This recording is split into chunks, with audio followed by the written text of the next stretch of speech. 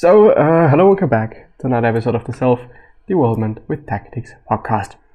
Today, we are indeed streaming. We are talking live, and you can see me live.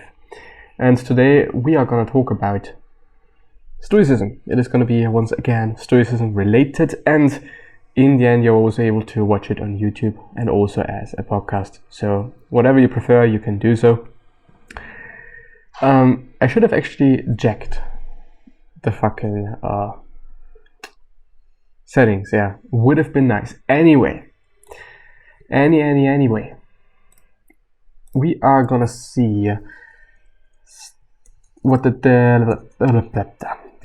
Daily Stoic is all about. Daily Stoic? Maybe there are some new articles, maybe there are some new cool things that I do not know about that we're gonna see now, things that you actually cannot see at this time, but you in a second can. Here you go. But something is a bit different. I could make it bigger. Does it make sense? Well, it kind of doesn't, to be honest. Because then I see more than you see, but I could make myself a bit bigger. I don't know if this makes any sense. I don't know if this is even good, but we're gonna see. System is also fine. Apparently everything is quite fine, but I do also hope that afterwards I'm even able to download this fucking video. If not, then things are screwed, but anyway, you're gonna see. But I would actually also like to see the stream. Do I see it here? Dash. I'm not gonna have a look at the stream because this really does disturb myself on one hand. On the other hand, it is just definitely not good for my computer as I see just the CPU usage. Anyway, let us see what there is. By the way, this stream is gonna probably last for 20 minutes, 25, 30 minutes. It really depends on how I feel about things. Maybe in the evening there's gonna be another one. I doubt it because I have to do other things. And I'm actually really kind of late today, I haven't done things in the way I should have. I wasn't as efficient as I should have, but everything is fine. Should be fine. In the end, I'm still here and I'm just able to do the things that I want to do. And so it is good. Let me check my phone. I have to reply later and check it out later. But I still really hope that I'm going to be able to download the video and edit it then as well, because the audio is actually quite terrible. Stoicism, the philosophy of the beehive, not just the bee. I guess I've actually talked about that already. How to be happy, 11 strategies proven over the past 2,000 years. Since it is indeed the case that Stoicism per se is quite the old philosophy, It is rather, it's not something new. Therefore also the strategies they use and the things that they are talking about, they are going to work quite, Obviously, it depends on how you use them. Obviously, it depends on how frequently you use them and how good you are at using them. But they have been around for quite some time, so they are kind of, quote-unquote, approved, I would argue. Anyway, let us actually see what they are talking about. Of course, the first thing we see are quotes or a quote, but yeah.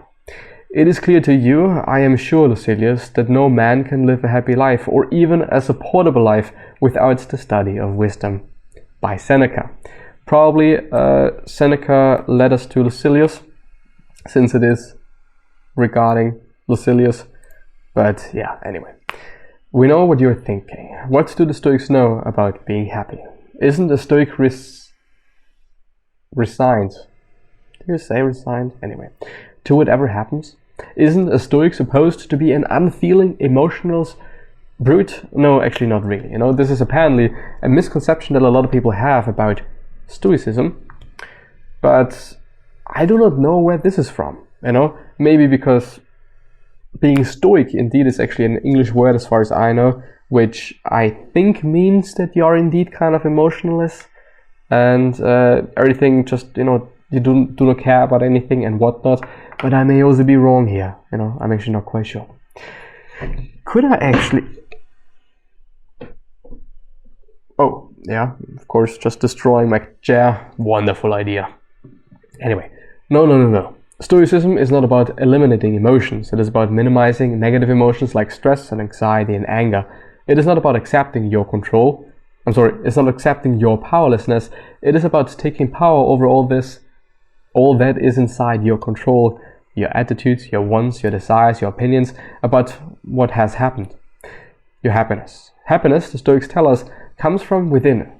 It is a choice, and as the slave-turned-teacher Epictetus said, "You can bind up my leg, but not even Zeus has the power to break my freedom of choice." No one can, in the end, we can choose things. We can control certain things, obviously not everything, but I would also argue that this is fine and good, that we can't change everything, influence everything. If this would actually be the case, I guess the world would be in complete chaos. And definitely not great and good and whatnot. Anyway, the Stoics were happy, they wrote about happiness, and they taught others how to be happy. In this article, we want to pass their wisdom along to you. We want to give the Stoics time-tested strategies for being happy. We want to give to whom? We want you, well, anyway. Let's not dissect this text, in every single kind of manner. There we see kind of a table of contents. I'm gonna kind of skip it just because of time reasons. Do I actually see? Yes, I do see how long I've been live now. And my CPU usage is actually already kind of high, but I do not really know what this is due to. I still have this card, certain things open in the background. Maybe this is due to that, and apparently it kind of was. What if... Well, yeah. That does the trick. That really... well, I'm gonna try to not scroll as much as I maybe usually do. So what is happiness? The Greek word for happiness is eudaimonia. And there you can actually also see how it is pronounced. I do not really know, and I'm also not gonna pretend that I know. It was the fruit of studying philosophy. They used it interchangeably with the flourishing life and the quote-unquote good life. To the Stoics, the idea of a sage or a perfect philosopher was a direction, not a destination. And it was on the journey in that direction that one experienced eudaimonia. As Donald Robertson writes in Stoicism and the Art of Happiness, the ideal sage is therefore godlike, a mortal having progressed so far that his wisdom and eudaimonia equal that of Zeus. The aspiring Stoic tries to make progress towards perfect wisdom by regularly contemplating the sage and emulating his thoughts and actions. The Stoics believed the aim of life, the highest good, was to live virtuously. A life of virtue was one with the potential to bring us personal happiness and also fulfillment. So there are actually 4 virtues in Stoicism. I do not know them, I just know that there are 4 of them. One might actually be justice, something like that.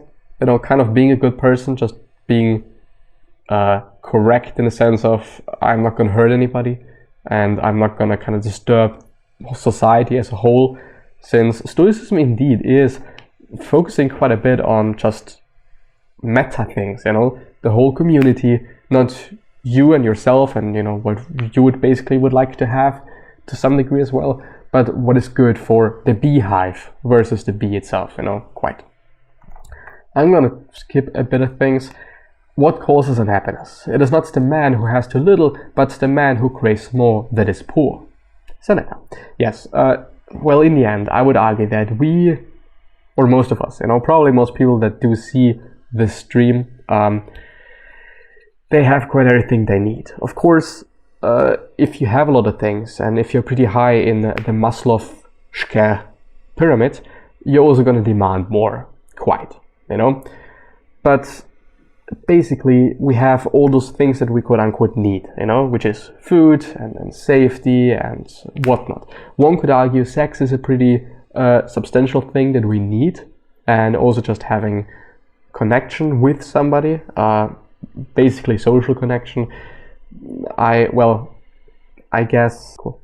Just got a Slack message for whatever reason and saying whatever. I do not actually understand. Anyway, what do I want to say? Fuck.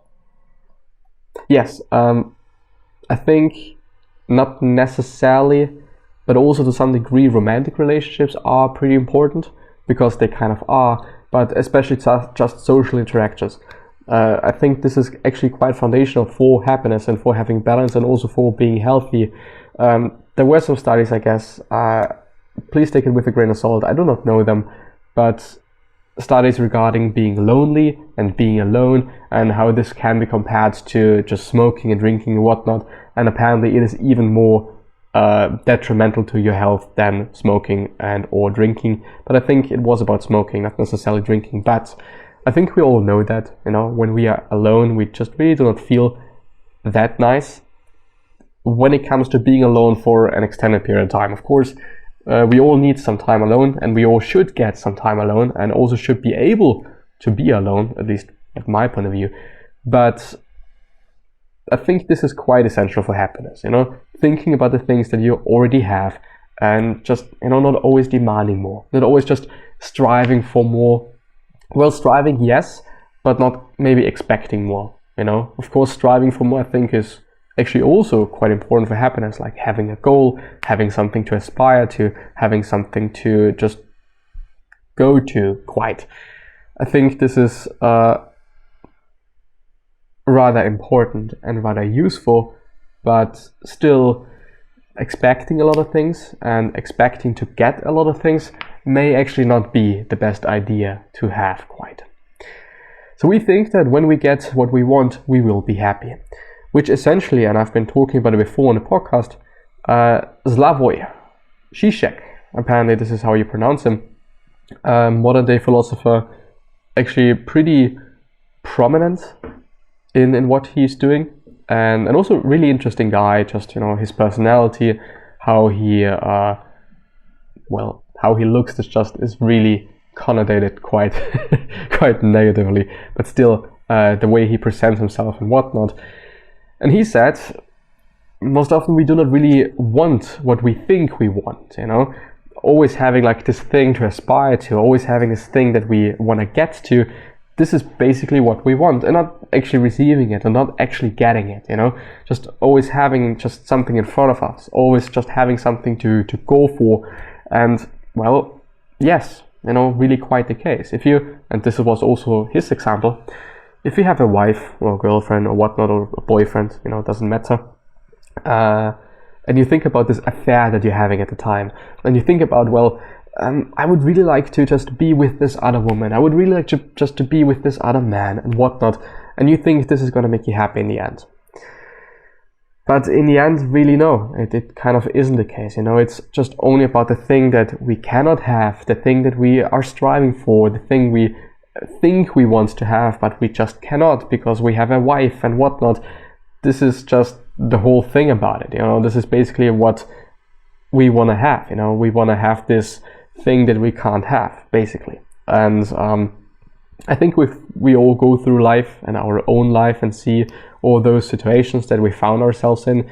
I guess we all see that we also had those moments, you know. We also had those moments in life where, you know, basically we were just striving for something that we couldn't get.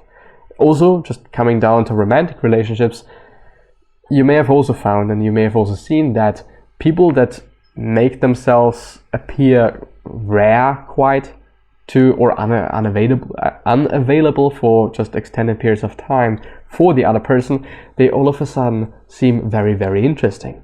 Whereas a person that just, you know, makes themselves available just all the time, is always there and whatnot, they are not that interesting, you know. Maybe also because we feel, okay, we can have this person all the time, you know, and we can get this person, we can just be in a relationship with this person whenever we want. If this is actually the case, probably not, you know. Really depends, you know, on the situation, on the people and whatnot. But still,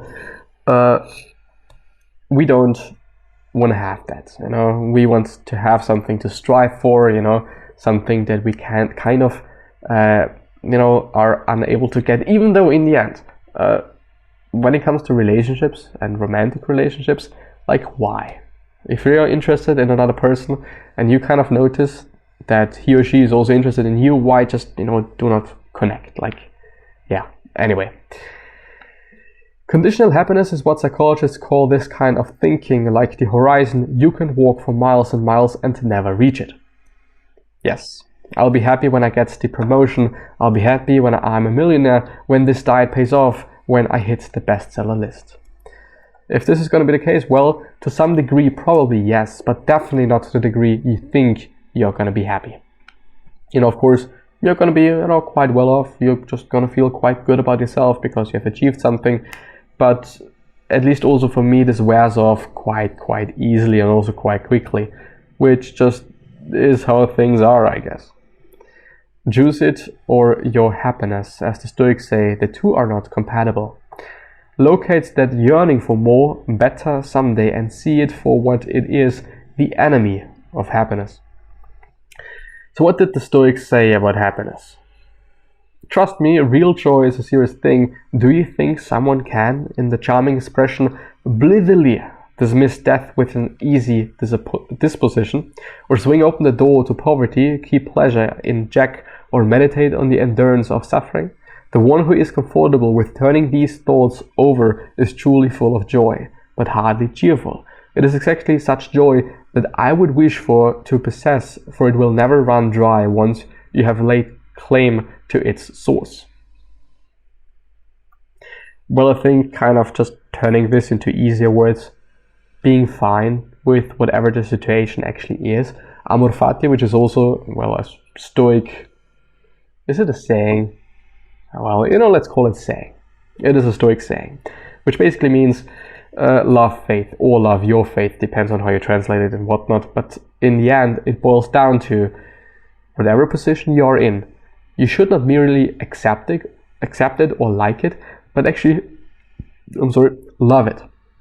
You should love every single situation that you find yourself in. Whether it is actually indeed a good one or a bad one, doesn't really matter.